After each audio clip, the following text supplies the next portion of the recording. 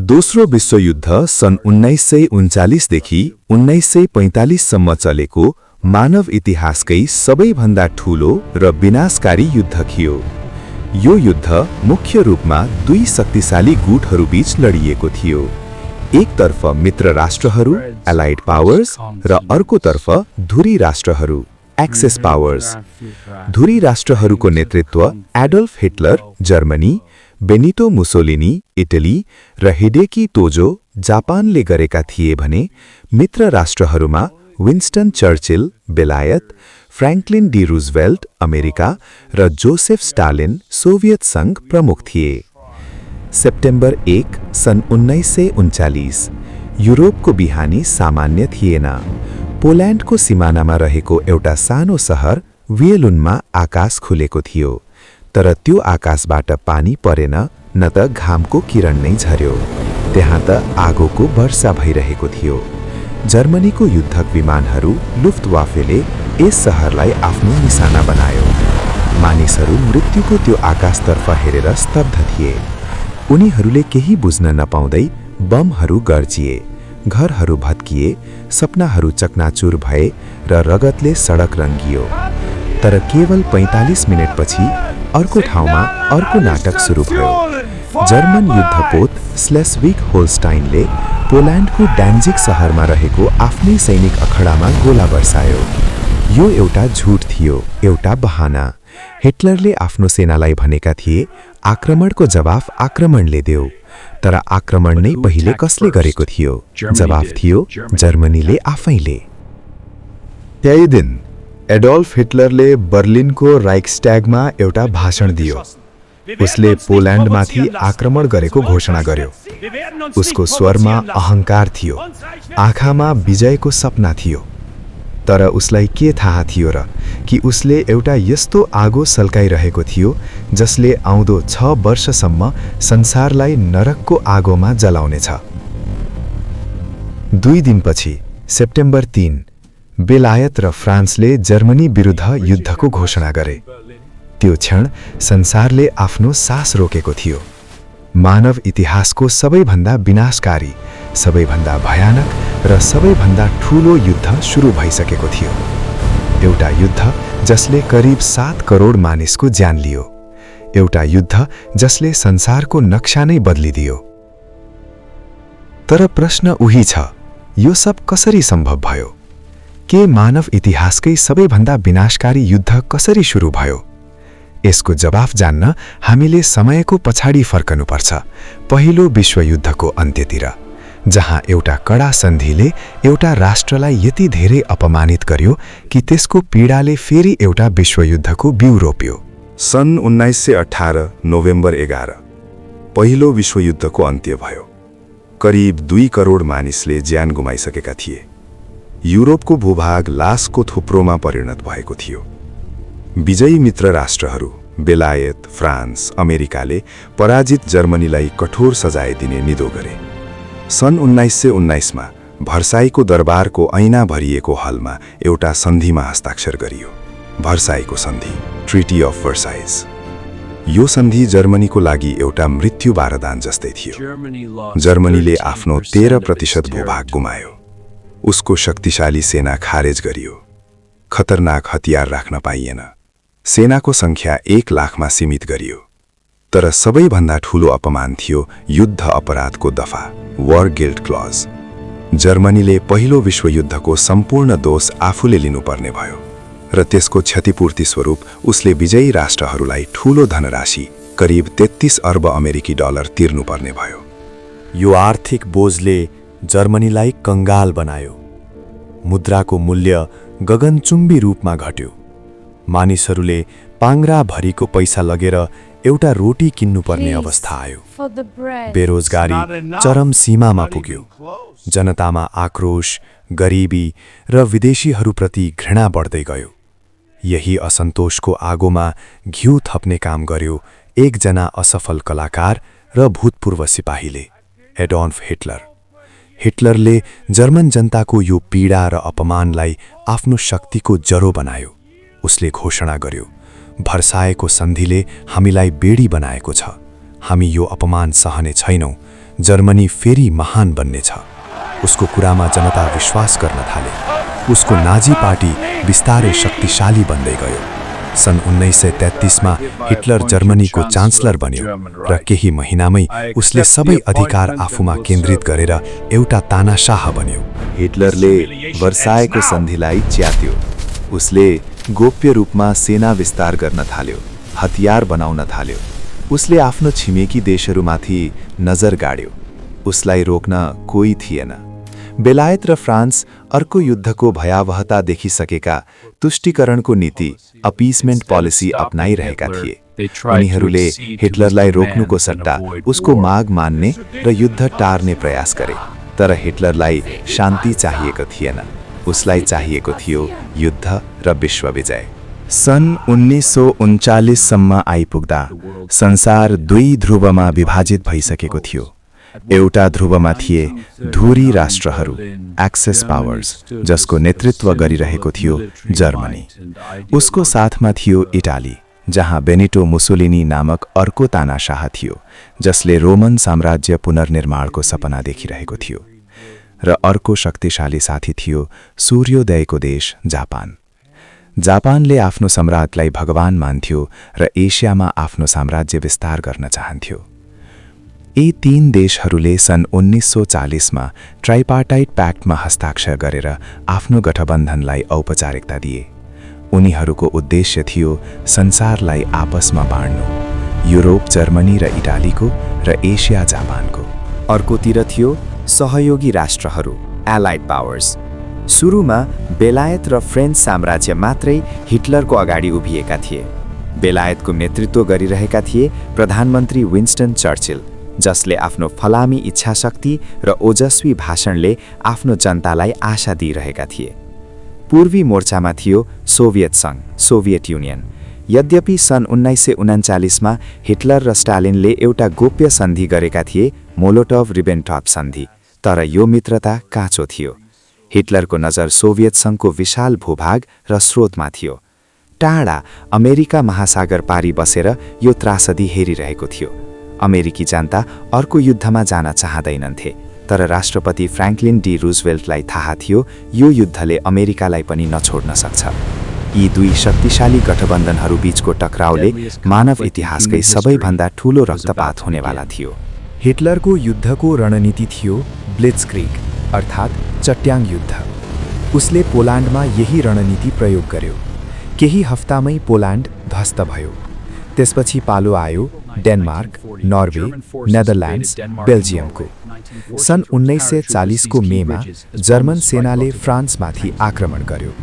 उनीहरूले France German सीमाको कडा सुरक्षा म्याजिनो लाइनलाई छलेर अर्डेन्स जङ्गल हुँदै फ्रान्सभित्र पसे। केही हफ्तामै फ्रान्सको पतन भयो। जुनमा हिटलरले पेरिसमा विजय यात्रा गर्यो। यो इतिहासको सबैभन्दा अपमानजनक पराजय थियो। फ्रान्स पतनपछि अब एक्लो बेलायत मात्र थियो। हिटलरले बेलायतमाथि आक्रमणको योजना बनायो, तर त्यसका लागि पहिले आकाशमाथि नियन्त्रण जरुरी थियो। त्यसपछि सुरु भयो ब्रिटेनको युद्ध, ब्याटल अफ ब्रिटेन। यो युद्ध पुरै आकाशमा भयो। सयौं जर्मन लुफ्टवाफे विमानहरूले बेलायतका सहर, कारखाना र एयरफिल्डहरूमा बम बर्साए। तर बेलायती वायुसेना आरएएफका वीर पाइलटहरूले अदम्य साहस देखाए। उनीहरू सानो सङ्ख्यामा भए पनि नयाँ आविष्कार गरिएको रडारको मद्दतले जर्मन विमानहरूलाई आकाशमै ध्वस्त पारिदिए। हिटलरले पहिलो पटक हारको सामना गर्नु पर्यो। उसले बेलायत आक्रमणको योजना स्थगित गरिदियो। असफल बेलायतपछि हिटलरले आफ्नो नजर पूर्वतिर फर्कायो, सोभियत सङ्घतिर। सन् 1941को जुन 22मा उसले विश्वासघात गर्दै सोभियत सङ्घमाथि आक्रमण गर्यो, अपरेसन बारबारोसा। सुरुमा जर्मन सेनाले ठूलो सफलता हात पार्यो। लाखौं सोभियत सिपाही मारिए वा बन्दी बनाइए। तर त्यसपछि आयो स्टालिनग्रादको युद्ध, ब्याटल अफ स्टालिनग्राद। यो युद्ध इतिहासकै सबैभन्दा रक्तपातपूर्ण र क्रूर युद्ध बन्यो। स्टालिनग्राड सहर वोल्गा नदीको किनारमा थियो। हिटलरले यो सहर आफूले लिनै पर्ने अठोट गर्यो। स्टालिनले पनि यो सहर छोड्नु हुँदैन भन्ने आदेश दिए। त्यसपछि सुरु भयो एक इँटा-इँटाको युद्ध। जर्मन र सोभियत सिपाहीहरू भत्किएका घरका भग्नावशेषमा लुकेर एक अर्कालाई मारिरहेका थिए। जाडो याम सुरु भयो। रुसी जाडो यति भयानक थियो कि जर्मन सिपाहीहरू जमेर मर्न थाले। अन्ततः नोभेम्बर 1942मा सोभियत सेनाले जवाफी आक्रमण गरेर जर्मन छैठौं सेनालाई घेरा हाल्यो। करिब 3 लाख जर्मन सिपाही घेरामा परे। हिटलरले आत्मसमर्पण गर्न मनाही गरिदियो। भोक र जाडोले सिपाहीहरू मर्दै गए। फेब्रुअरी 1943मा जर्मन सेनापतिले आत्मसमर्पण गरे। यो युद्धको टर्निङ पोइन्ट थियो। यसपछि जर्मनी पूर्वी मोर्चामा पछि हट्न थाल्यो। प्रशान्त महासागरमा अर्को नाटक चलिरहेको थियो। जापान एसियामा आफ्नो साम्राज्य विस्तार गर्दै थियो। अमेरिकाले जापान विरुद्ध आर्थिक प्रतिबन्ध लगायो। यसले जापानलाई क्रोधित बनायो। डिसेम्बर 7, 1941 को त्यो आइतबारको बिहान जापानी विमानहरूले हवाईको पर्ल हार्बरमा रहेको अमेरिकी पेसिफिक फ्लिटमाथि आक्रमण गरे। यो अचानक आक्रमणमा हजारौं अमेरिकी सिपाही मारिए र 8वटा युद्धपोत ध्वस्त भए। त्यसको भोलिपल्ट अमेरिकाले जापान विरुद्ध युद्धको घोषणा गर्यो। अब अमेरिका पनि युद्धमा भित्रियो। रुजवेल्टले भनेका थिए, डिसेम्बर 7, 1941 यो मिति सधैँ अपमानको प्रतीक बनेर रहनेछ। युरोपमा सहयोगी राष्ट्रहरूले जर्मनी विरुद्ध ठूलो आक्रमणको तयारी गरिरहेका थिए। जुन 6, 1944 यो मिति इतिहासमा डी-डे को नामले अमर छ। करिब 1,56,000 सिपाहीहरूले अंग्रेजी च्यानल पार गरेर फ्रान्सको नोर्म्यान्डी तटमा उत्रिने ऐतिहासिक अभियान सुरु भयो। यो मानव इतिहासकै सबैभन्दा ठूलो समुद्री आक्रमण थियो। सिपाहीहरू समुद्री किनारमा उत्रन्दै गर्दा जर्मन मसिन गनले उनीहरूलाई मारिरहेको थियो। तर सहयोगी सेनाको साहस र बलिदान अगाडि जर्मन सेना टिक्न सकेन। पेरिस स्वतन्त्र भयो। अब सहयोगी सेनाहरू बर्लिनतर्फ अघि बढ्दै। युद्धको मैदानमा मात्र होइन, युद्धभन्दा पर जर्मनीभित्र एउटा यति भयानक अपराध भइरहेको थियो जसको वर्णन शब्दमा गर्न सकिँदैन। यो थियो होलोकॉस्ट। हिटलरको कट्टर यहुदी विरोधी नीतिको परिणाम। हिटलरले यहुदीहरूलाई जर्मनीको सबै समस्या, आर्थिक मन्दी, युद्धको हार सबैको जिम्मेवार ठहराएको थियो। सुरुमा उनीहरूलाई सामाजिक र आर्थिक रूपमा अलग्याइयो। त्यसपछि उनीहरूलाई घरबाट निकालियो र भिडभाड भएका यहुदी बस्तीहरू गेटोजमा राखियो। तर यो पर्याप्त थिएन। सन् 1942मा वान्जी सम्मेलनमा नाजी नेताहरूले यहुदी प्रश्नको अन्तिम समाधान, फाइनल सोल्युसन को योजना बनाए। यो योजना थियो युरोपभरिका सबै यहुदीहरूलाई व्यवस्थित रूपमा मारिदिने। पूरै युरोपबाट यहुदीहरूलाई पशु गाडीमा हालेर लगियो। मृत्यु शिविरहरू जस्तै आस्वेट्स, ट्रेब्लिङ्का, सोबिबर। यहाँ उनीहरूबाट सबै मानवीय अधिकार खोसियो। उनीहरूको कपाल खौरियो। उनीहरूलाई धारादार काँडे तारभित्र भोकै राखियो र त्यसपछि उनीहरूलाई ग्यास चेम्बरमा पठाइयो। एकै पटक हजारौं मानिसहरूलाई जहरको ग्यास हालेर मारियो। त्यसपछि उनीहरूको शव जलाइयो। आकाशमा उडेको धुवाँ निर्दोष आत्माहरूको अन्तिम यात्राको गवाही थियो। यो मानव इतिहासकै सबैभन्दा भयावह अध्याय हो। युद्धको अन्त्यसम्म नाजीहरूले करिब 6 लाख यहुदीहरूको हत्या गरिसकेका थिए। यसमा 15 लाख बच्चाहरू पनि थिए। उनीहरूको अपराध के थियो? केवल तिनीहरू यहुदी थिए। होलोकॉस्टले मानव सभ्यताको आत्मामाथि एउटा यस्तो दाग लगायो जुन कहिल्यै मेटिन सक्दैन। पर्ल हार्बरपछि प्रशान्त महासागरको युद्ध झन भयानक बन्दै गयो। जापानले फिलिपिन्स, इन्डोनेसिया, मलेसिया, सिङ्गापुर र बर्मा, म्यानमारसम्म आफ्नो कब्जा जमायो। उनीहरूले एसियामा महान पूर्वी एसिया सहसमृद्धि क्षेत्र, ग्रेटर ईस्ट एसिया को प्रोस्पेरिटी स्फियर बनाउने सपना देखेका थिए। तर यो सपना जापानी सैनिक अत्याचार र क्रूरतामा परिणत भयो। अमेरिकी सेनाले जापानलाई रोक्न टापु हाम फाल्ने आइल्यान्ड हपिङ रणनीति अपनायो। उनीहरूले जापानका हरेक सामरिक रूपमा महत्त्वपूर्ण टापुलाई एक-एक गर्दै कब्जा गर्न थाले। ग्वाडलकेनाल, आइवोजिमा, ओकिनावा यी नामहरू युद्धकै नरकको पर्याय बने। यी युद्धहरू अविश्वसनीय रूपमा क्रूर थिए। जापानी सिपाहीहरूले आत्मसमर्पण गर्नुभन्दा मृत्युवरण गर्न रुचाउँथे। उनीहरू बन्जाई चार्ज गर्दै दुश्मनमाथि हाम फाल्थे। ओकिनावाको युद्धमा हजारौं अमेरिकी र जापानी सिपाही मारिए, तर सबैभन्दा दुःखद के थियो भने लाखौं जापानी नागरिकले पनि ज्यान गुमाए। जापान सरकारले नागरिकहरूलाई आत्महत्या गर्न समेत प्रोत्साहित गरेको थियो ताकि उनीहरू दुश्मनको हातमा नपरुन्। जापानको प्रतिरोध यति कट्टर थियो कि अमेरिकी सेनाका जनरलहरूले अनुमान लगाए जापानमै आक्रमण गर्ने हो भने लाखौं सिपाही र नागरिकको मृत्यु हुनेछ, युद्ध लम्बिनेछ र झन भयानक बन्नेछ। त्यसपछि अमेरिकी राष्ट्रपति ह्यारी ट्रुम्यानले एउटा यस्तो निर्णय गरे जसले संसारलाई नै बदलिदियो। सन् 1945 अगस्त 6 जापानको हिरोशिमा सहर। त्यो दिन पनि सूर्योदय सामान्य थियो। मानिसहरू आफ्नो दैनिकीमा व्यस्त थिए। बिहान 8:15 अमेरिकी B-29 विमान एनोला गेबाट एउटा बम खसालियो। त्यो बमको नाम थियो लिटिल बॉय। तर त्यो नाम जति सानो थियो त्यसको विनाश उति ठूलो थियो। बम विस्फोट भएको केही सेकेन्डमै हिरोशिमा सहरको अस्तित्व मेटियो। आगोको एउटा विशाल गोला, अन्धकार प्रकाश, अनि त्यसपछि आयो एउटा शक्तिशाली धक्का जसले घरहरू कागज जस्तै उडायो। अनि आयो कालो वर्षा। 1,40,000 मानिस त्यही क्षण मरे। तर मृत्यु त्यही रोकिएन। विकिरणको असरले आउँदो वर्षौंसम्म मानिसहरू बिमारीले मर्दै गए। विकृत बच्चाहरू जन्मिए। 3 दिनपछि अगस्त 9 अर्को बम फ्याटम्यान नागासाकीमा खसालियो। अर्को 70,000 मानिस मरे। जापानले आत्मसमर्पण बाहेक अर्को विकल्प देखेन। अगस्त 15 सम्राट हिरोहितोले रेडियोमा घोषणा गरे, जापानले आत्मसमर्पण गर्यो।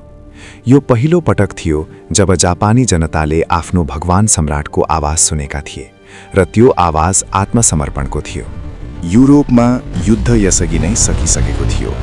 अप्रिल 1945 सोभियत सेनाले बर्लिनलाई घेरा हाल्यो। हिटलर आफ्नो भूमिगत बङ्करमा लुकेको थियो। संसार उसको आँखा अगाडि भत्किरहेको थियो। अप्रिल 30 उसले आफ्नी प्रेमिका इभा ब्राउनसँग विवाह गर्यो र भोलिपल्ट दुवैले आत्महत्या गरे। उसको शव बङ्कर बाहिर जलाइयो। मे 7 जर्मनीले बिना शर्त आत्मसमर्पण गर्यो। मे 8 युरोपमा विजय दिवस VE डे को रूपमा मनाइयो। युद्धको विभीषिकाबाट केही राहत पाएका मानिसहरू सडकमा नाचिरहेका थिए, तर पुरै संसार अझै युद्धबाट मुक्त भइसकेको थिएन। सेप्टेम्बर 2, 1945 टोकियो खाडीमा अमेरिकी युद्धपोत मिसौरीमा एउटा ऐतिहासिक समारोह भयो। जापानी विदेश मन्त्री मामोरू सिगेमित्सुले आत्मसमर्पणको दस्तावेजमा हस्ताक्षर गरे। त्यसरी दोस्रो विश्वयुद्धको औपचारिक अन्त्य भयो। तर युद्ध सकिए पनि यसको पीडा सकिएको थिएन। संसारले कहिल्यै नभोगेको क्षति भोगेको थियो। अनुमान छ यस युद्धमा करिब 7 देखि 8 करोड मानिसको मृत्यु भयो। यो संख्या कल्पनाभन्दा बाहिरको थियो। अधिकांश मृत्यु सर्वसाधारण नागरिकहरूका थिए। युरोप र एसियाका ठूला सहरहरू भग्नावशेषमा परिणत भए। लाखौं मानिस घरबारविहीन भए। तर युद्धले विश्वको राजनीतिक नक्सा नै बदलिदियो। जर्मनी पराजित भयो र 4 भागमा विभाजित भयो। अमेरिकी, बेलायती, फ्रेन्च र सोभियत क्षेत्र। यही विभाजनले शीत युद्धको जग बसाल्यो। जापानमाथि अमेरिकी कब्जा सुरु भयो र उसले आफ्नो सैन्यवादलाई त्यागेर संवैधानिक रूपमा शान्तिप्रिय राष्ट्र बन्ने बाटो रोज्यो। बेलायत र फ्रान्स कमजोर भए र उनीहरूको विशाल साम्राज्य टुक्रिन थाल्यो। भारत, पाकिस्तान लगायत धेरै देशले स्वतन्त्रता पाए। 2 नयाँ महाशक्तिहरूको उदय भयो, संयुक्त राज्य अमेरिका र सोभियत सङ्घ। यिनीहरू बीचको वैचारिक द्वन्द्व, पुँजीवाद बनाम साम्यवादले अर्को लामो युद्ध सुरु गर्यो, जसलाई हामी शीत युद्ध, कोल्ड वॉर भन्छौं। यो युद्ध प्रत्यक्ष नभए पनि यसले कोरिया, भियतनाम, अफगानिस्तान जस्ता देशहरूलाई अप्रत्यक्ष रूपमा जलायो। युद्धपछिको सबैभन्दा ठूलो उपलब्धि थियो संयुक्त राष्ट्रसङ्घ युनाइटेड नेसन्सको स्थापना। अक्टोबर 24, 1945मा 51 देश मिलेर यो संस्था बनाए। यसको उद्देश्य थियो आउने पुस्तालाई युद्धको विभीषिकाबाट जोगाउनु, विश्व शान्ति कायम गर्नु र मानव अधिकारको रक्षा गर्नु। यो राष्ट्रसङ्घ लिग अफ नेसन्सको असफलताबाट सिकेको पाठ थियो। आज त्यो महाविनाशको 75 वर्षभन्दा बढी भइसकेको छ। ती भएका घाउहरू अझै पुरै मेटिएका छैनन्। हिरोसिमा र नागासाकीको विकिरणको असर अझै देखिन्छ। होलोकॉस्टका साक्षीहरू जो बाँचेका छन् उनीहरूको आँखामा आज पनि त्यो त्रासदीको छाया देखिन्छ। दोस्रो विश्वयुद्धले हामीलाई धेरै पाठ सिकायो। यसले देखायो घृणा र अहङ्कारले मानवता कति तल झर्न सक्छ। यसले देखायो प्रविधिको दुरुपयोग कति विनाशकारी हुन सक्छ। तर यसले हामीलाई मानवीय साहस, बलिदान र एकताको पनि उदाहरण दियो। प्रश्न अझै उही छ, के हामीले इतिहासबाट पाठ सिक्यौं? युद्ध सकिए पनि संसारमा आज पनि द्वन्द्व, हिंसा र घृणा कायमै छन्। नयाँ नयाँ हतियार बनिरहेका छन्। परमाणु बमको खतरा अझै टरेको छैन। यदि हामीले आफ्नो इतिहास बिर्सियौं भने हामी त्यो गल्ती दोहोर्याउन बाध्य हुनेछौं। त्यसैले यो कालो अध्याय सम्झनु, यसबाट पीडा महसुस गर्नु र यसबाट पाठ सिक्नु हामी सबैको कर्तव्य हो। युद्धको सबैभन्दा ठूलो सन्देश के हो भने शान्ति कति बहुमूल्य छ भन्ने कुरा युद्धले मात्र सिकाउन सक्छ र शान्ति कायम राख्नु त्यो हरेक मानिसको जिम्मेवारी हो। इतिहासको त्यो कालो बादल हटिसकेको छ, तर त्यसको गर्जन आज पनि हाम्रो कानमा गुन्जिरहनुपर्छ ताकि हामी फेरि कहिल्यै त्यो बाटो नहिडौं। शान्ति नै हाम्रो एकमात्र गन्तव्य हुनुपर्छ।